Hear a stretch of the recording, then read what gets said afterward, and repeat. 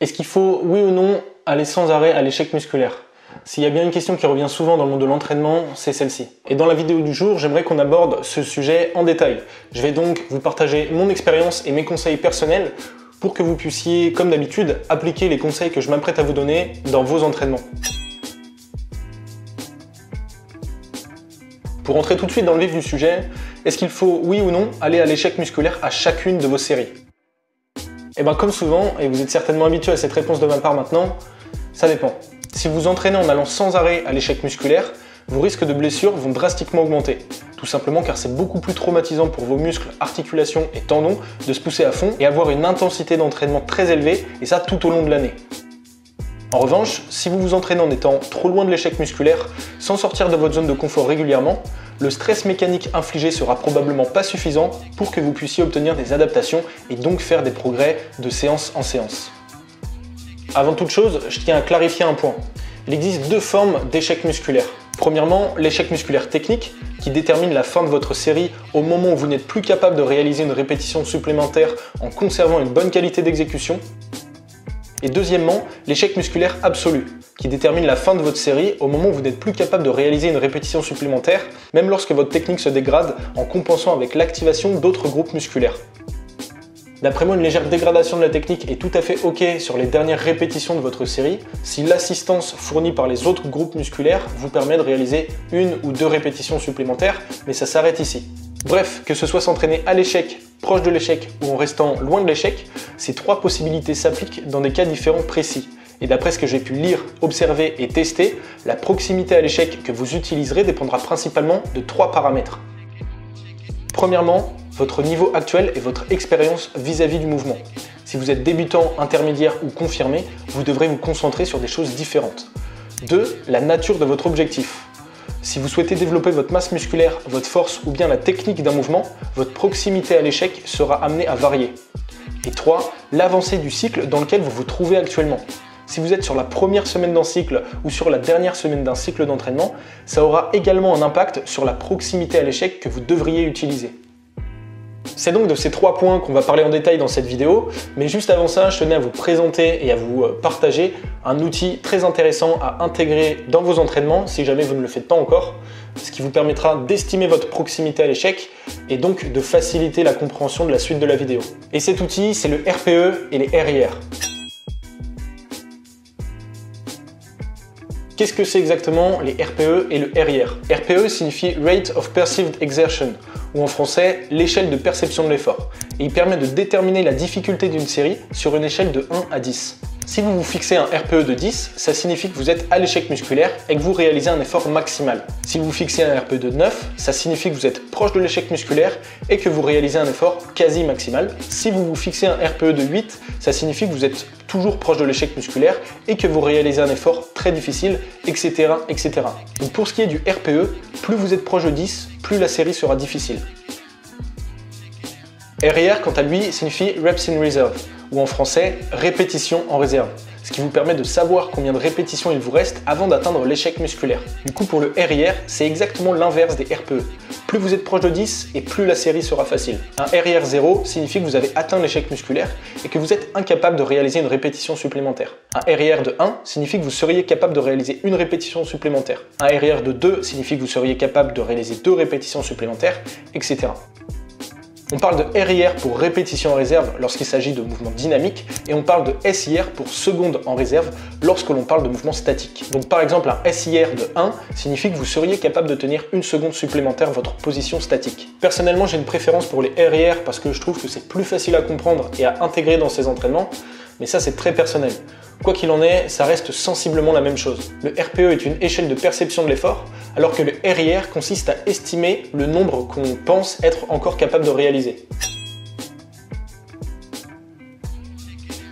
Maintenant que vous connaissez la partie théorique des RPE et des RIR, je vais vous donner deux exemples plus concrets en utilisant mon cas précis pour que vous sachiez comment utiliser cet outil dans vos entraînements. Premier exemple en utilisant un exercice dynamique. Imaginons que je doive réaliser une série de 4 à 6 répétitions de pompe en équilibre dos au mur. Je choisis la variation correspondant à mon niveau actuel, donc ici probablement en ayant une amplitude légèrement augmentée. Je réalise ma série, et une fois celle-ci terminée, j'estime aussitôt ma proximité à l'échec. Imaginons que je fasse 6 répétitions et que je pense que j'aurais été capable de réaliser 2 répétitions supplémentaires. Je noterai donc sur mon carnet d'entraînement 6 répétitions à un RIR de 2, ce qui correspondrait à un RPE de 8. Deuxième exemple, cette fois-ci en utilisant un exercice statique.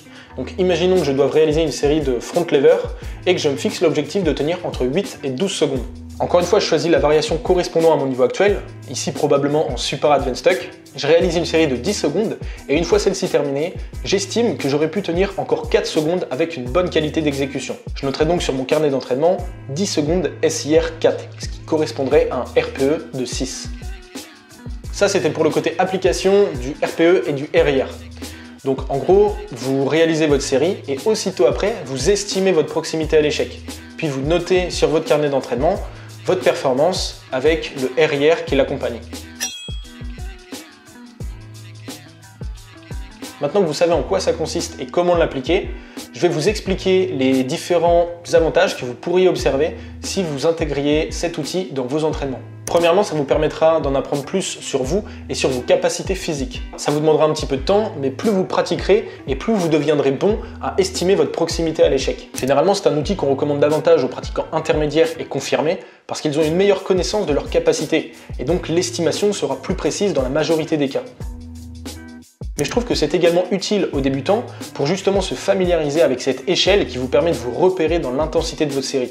Même si ce sera en règle générale un outil moins précis, puisque les débutants ont généralement plus de difficultés à estimer leur capacité physique ainsi qu'à sortir de leur zone de confort. C'est assez régulier d'entendre un débutant dire ou penser qu'il est à l'échec musculaire, alors qu'en définitive, s'il était sorti davantage de sa zone de confort ou qu'il avait été motivé par une personne externe, il aurait probablement été capable de réaliser davantage de répétitions.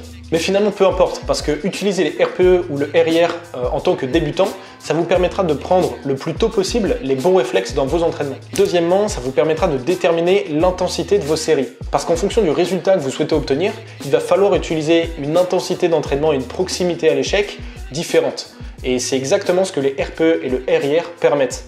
Et ça, d'après moi, c'est le plus gros avantage. C'est un outil qui vous permet de vous repérer et de gérer l'intensité utilisée dans vos séries.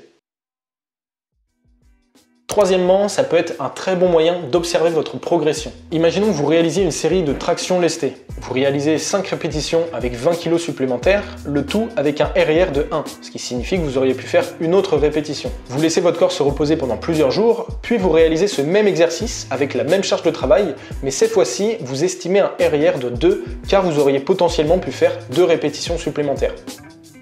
Bien que les facteurs de l'entraînement comme la charge utilisée, le tempo ou l'amplitude aient été identiques, votre proximité à l'échec, elle, est différente, ce qui signifie que vous avez progressé. Le dernier avantage concerne l'autorégulation.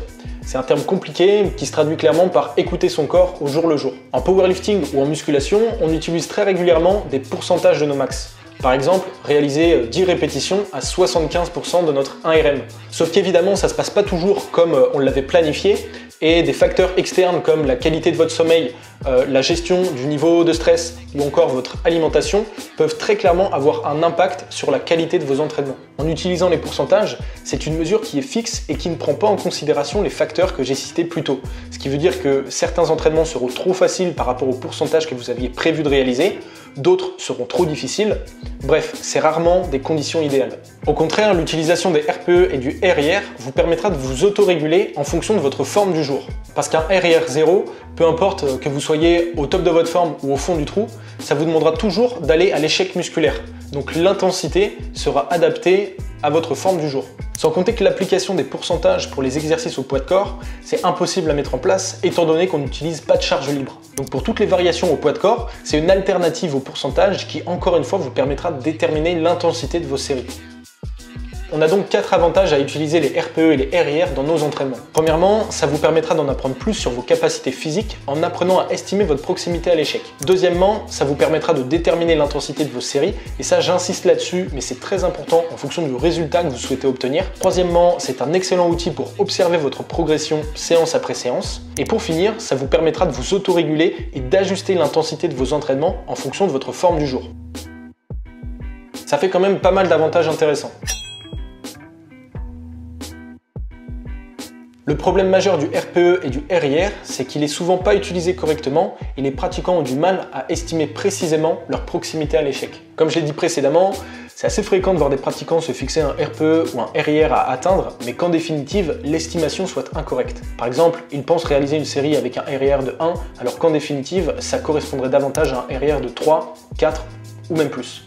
Évidemment, si vous estimez de façon incorrecte votre proximité à l'échec, eh bien, l'outil perd de son sens et vous ne profiterez pas de tous les bienfaits que cet outil peut vous apporter. Et c'est exactement pour cette raison que je vous recommande de réaliser ce qu'on appelle un anchoring set. En gros, c'est une série qui va vous permettre de vous tester et de savoir si votre estimation vis-à-vis de votre proximité à l'échec est correcte ou non. Voici comment l'appliquer. Sélectionnez un mouvement dont vous maîtrisez la technique, puis réaliser un maximum de répétitions en conservant une bonne qualité d'exécution.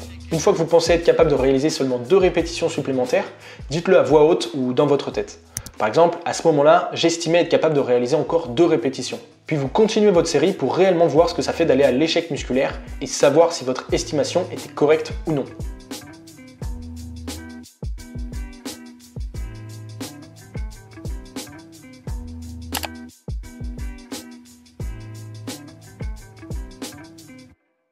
Si vous n'êtes pas encore familier avec l'utilisation du RPE et du RIR, je vous recommande vivement de tester ce style de série sur l'une de vos prochaines séances.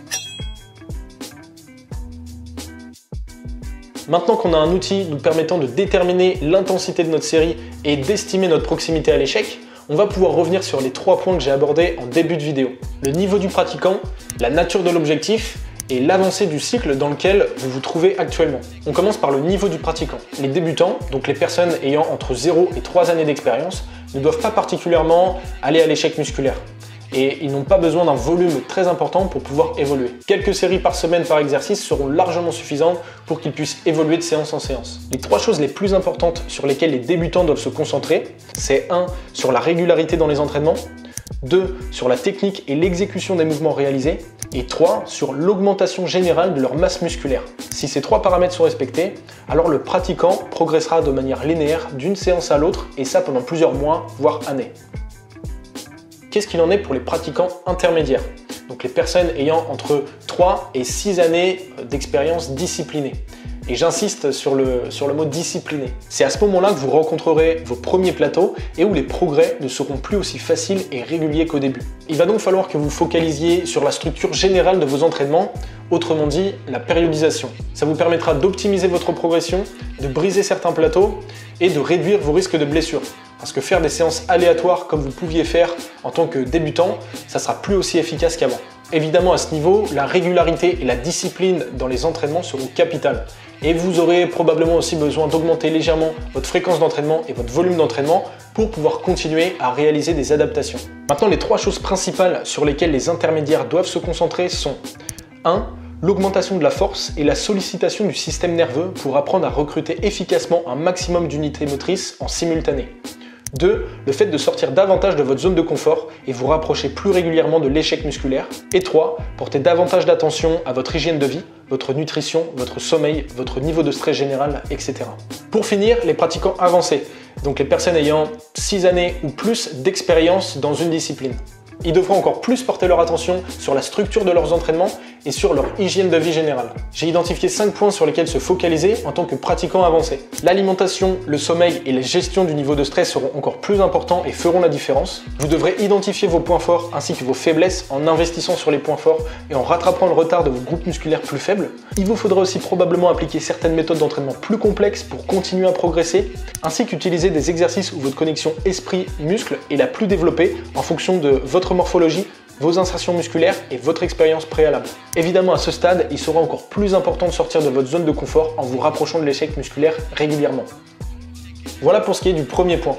On passe maintenant au deuxième paramètre, la nature de votre objectif. Que vous réalisiez un exercice pour gagner en masse musculaire, pour gagner en force ou pour améliorer la technique et l'exécution d'un mouvement, la nature de votre objectif sera directement en lien avec la proximité à l'échec que vous devez utiliser. On commence par l'hypertrophie. Si l'objectif de l'exercice, de votre séance ou même du cycle dans lequel vous évoluez actuellement est de gagner en masse musculaire, alors il sera important d'être proche de l'échec sans pour autant vous pousser au maximum à chaque fois. Voici pourquoi lorsqu'il s'agit d'hypertrophie, je vous recommande d'être dans une tranche comprise entre 1 et 5 répétitions en réserve de l'échec musculaire. Pour ce qui est du développement de la force maintenant, c'est un peu différent. Si vous souhaitez gagner en force, il vous faudra être proche, voire même très proche de l'échec, et ça de manière plus régulière, de façon à obtenir davantage d'adaptation au niveau du système nerveux et votre capacité à recruter les unités motrices que vous possédez. Voici pourquoi lorsqu'il s'agit du développement de la force, je vous recommande d'être dans une tranche comprise entre 0 et 3 répétitions en réserve de l'échec musculaire. Pour finir, si l'objectif est porté sur la qualité d'exécution, il sera important de rester plus loin de l'échec musculaire, ce qui réduira le stress mécanique et nerveux et ce qui vous permettra de vous focaliser sur la technique, les placements et les activations musculaires. Voici pourquoi lorsqu'il s'agit du perfectionnement de la technique, je vous recommande de conserver au minimum 3 répétitions ou secondes en réserve de l'échec musculaire. On termine avec le troisième paramètre à prendre en compte, l'avancée du cycle dans lequel vous vous trouvez actuellement. D'après le docteur Mike Israetel, qui est une de mes grandes sources d'inspiration, votre proximité à l'échec dépendra fortement de l'avancée du cycle dans lequel vous vous trouvez actuellement. Imaginons que vous réalisiez un cycle de 6 semaines. Ça signifierait qu'au début de votre cycle d'entraînement, vous vous entraîniez moins dur et avec moins de volume, tandis que sur les dernières semaines de votre cycle, vous devriez vous entraîner plus dur et avec davantage de volume. En gros, plus vous avancez dans les semaines de votre programmation, et plus ça devrait devenir difficile en termes d'intensité utilisée, mais également en termes de volume d'entraînement utilisé. Pour augmenter l'intensité, vous devez jouer sur 2 paramètres principaux. Premièrement, la charge ou la variation utilisée, et deuxièmement, votre proximité à l'échec musculaire. Concernant l'augmentation du volume d'entraînement, vous aurez plus d'options. Vous pourriez faire davantage de séries, davantage de répétitions, vous pourriez passer plus de temps sous tension en ralentissant votre tempo, ou bien encore augmenter l'amplitude utilisée sur vos mouvements. Je reviens sur la proximité à l'échec parce que c'est ça qui nous intéresse pour cette vidéo. Vous pourriez donc initier votre cycle en utilisant 3 à 5 répétitions en réserve sur vos exercices pour progressivement vous rapprocher d'une intensité élevée en conservant 0 à 2 répétitions en réserve sur la fin de votre cycle dans la majorité des cas. Pour savoir si vous êtes sur la bonne voie en termes de volume d'entraînement utilisé maintenant, vous pouvez vous fier à 3 choses. 1. Le début de votre cycle doit induire un minimum de fatigue dans les groupes musculaires que vous souhaitez solliciter pour obtenir des adaptations. C'est inutile d'avoir trop de volume d'entraînement en début de cycle, si ce n'est pour vous fatiguer prématurément. Si vous pouvez réaliser des adaptations avec seulement 2 ou 3 séries de traction 2 fois par semaine, pourquoi est-ce que vous en feriez plus? Donc gardez en tête que vous devriez en faire le minimum pour obtenir des adaptations en début de cycle. 2. Vous devriez observer de légères courbatures qui dureraient 48 à 72 heures sur les jours suivant votre séance, surtout en début de cycle. C'est un excellent moyen de savoir si le volume est approprié. Au contraire, si vous aviez des courbatures pendant 4, 5 ou même 6 jours, c'est probablement que le volume utilisé est trop élevé. 3. Vous devriez également ressentir un minimum de congestion au niveau des groupes musculaires sollicités après vos séries, notamment pour les mouvements réalisés dans une optique d'hypertrophie musculaire. Une fois arrivé à terme des 6 semaines d'entraînement, vous appliqueriez une semaine de décharge pour dissiper la fatigue musculaire et nerveuse accumulée sur ces dernières semaines et resensibiliser vos fibres musculaires avant d'appliquer un nouveau cycle d'entraînement en suivant le même principe. Pour récapituler ce que j'ai dit dans cette vidéo, premièrement, les RPE et le RIR sont un excellent moyen d'estimer votre proximité à l'échec dans vos séances d'entraînement. Et si vous n'êtes pas familier avec cet outil, je vous recommande de l'essayer. Deuxièmement, est-ce qu'il faut oui ou non aller à l'échec musculaire dans vos séances d'entraînement? Comme souvent, ça dépend. Et vous devriez prendre en considération les 3 paramètres dont on a parlé plus tôt pour déterminer votre proximité à l'échec. Donc le niveau du pratiquant, la nature de l'objectif, et l'avancée du cycle dans lequel vous vous trouvez actuellement. C'est la fin de cette vidéo, j'espère qu'elle vous a plu comme d'habitude. Je vous mettrai dans la description de cette vidéo le lien vers mon compte Instagram si vous souhaitez obtenir davantage de contenu sur l'entraînement et le lien vers mon site internet si vous souhaitez qu'on travaille ensemble et que je vous coach à distance. Je tiens à remercier le travail extrêmement qualitatif de Jeff Nippard qui m'a été d'une grande utilité pour la réalisation de cette vidéo. Pour les plus curieux, je mettrai le lien vers les conversations qu'il a pu avoir en format podcast avec différents coachs, professionnels de la santé et athlètes confirmés autour de ce sujet. Merci d'avoir regardé la vidéo jusqu'au bout et moi je vous dis à très bientôt pour une prochaine. Ciao!